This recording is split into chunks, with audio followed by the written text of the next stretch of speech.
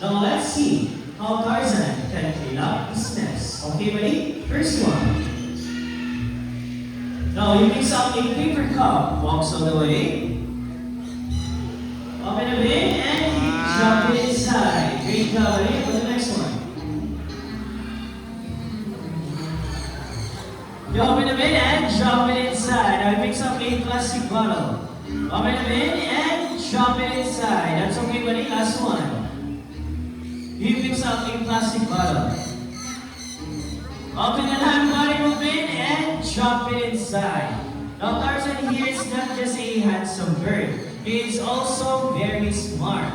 He understands that trash belongs in the trash bin, just like a responsible human being.